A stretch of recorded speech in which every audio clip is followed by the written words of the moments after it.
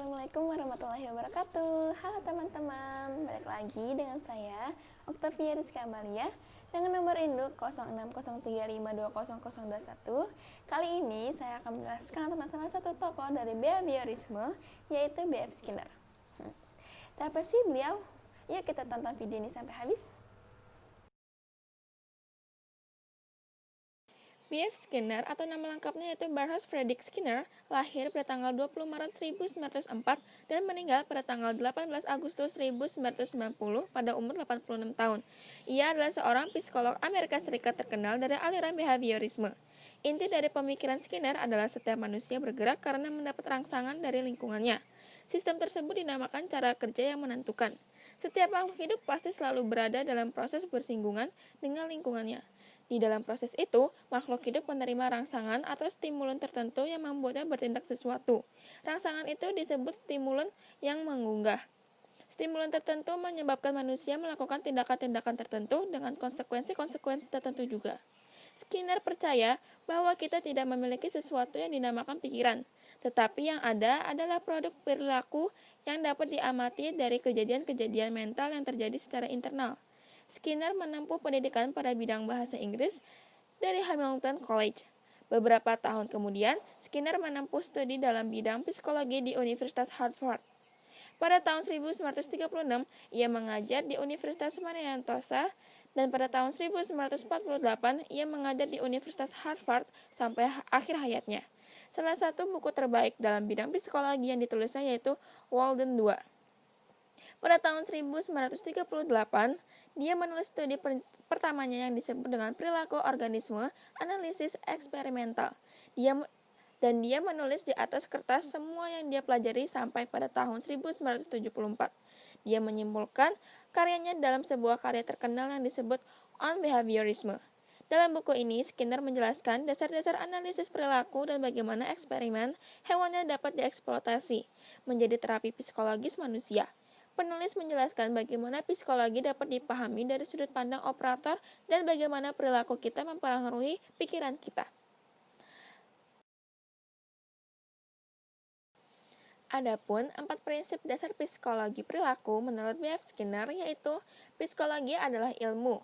Oleh karena itu, akan menggunakan metodologi eksperimental empiris dan dapat dibuktikan. Yang kedua, metodologi ini ditandai dengan menggunakan variabel yang dapat diukur. Contohnya seperti mengukur kecemasan dengan jumlah detak per menit. Yang ketiga, hasil eksperimen laboratorium dapat dieksploitasi ke kehidupan nyata. Yang keempat, perilaku dipelajari tidak dalam bentuk inatisme atau penolakan total terhadap cabang psikologi lainnya. Kontribusi pengondisian Skinner untuk disiplin ini sangat penting. Ia menambahkan prinsip pengetahuan, konsep penghargaan, dan pengondisian operan yang ditentukan. Semua melalui eksperimen seperti kotak terkenal milik Skinner.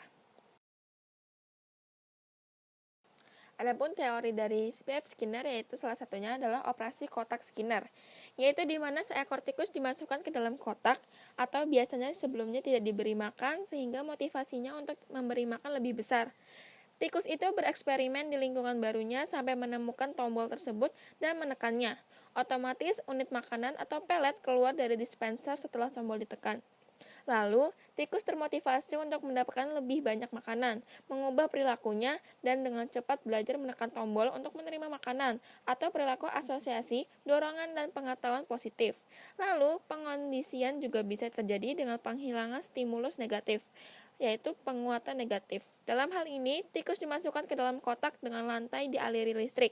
Jika ditekan tombol, alis berhenti melewati lantai. Dengan cara ini, tikus belajar menekan tombol untuk berhenti merasakan sakit. Lalu, pengondisian Skinner dan operan. Seperti yang kita lihat, pengondisian operan agak lebih rumit daripada pengondisian klasik Watson dan Pavlov.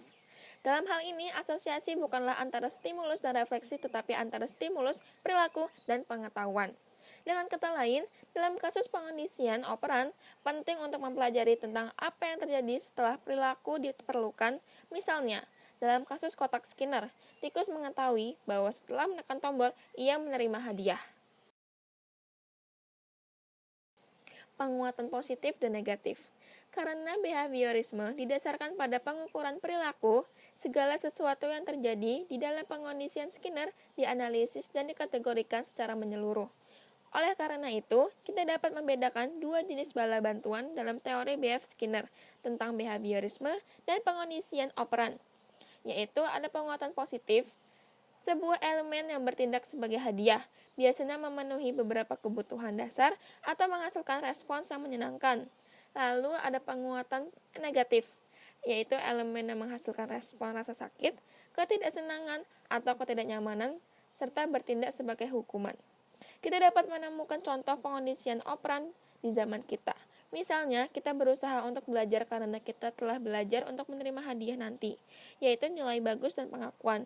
Atau, kita minum obat untuk menghindari rasa sakit kepala, sama seperti tikus menekan tombol untuk menghindari rasa sakitnya tanah yang dialiri oleh listrik. Sekian dari video yang baru saya sampaikan. Maaf bila ada kata-kata yang kurang berkenan atau masih ada salah-salah. Untuk kurang lebihnya mohon dimaafkan. Wabillahi taufiq wal hidayah. Wassalamualaikum warahmatullahi wabarakatuh.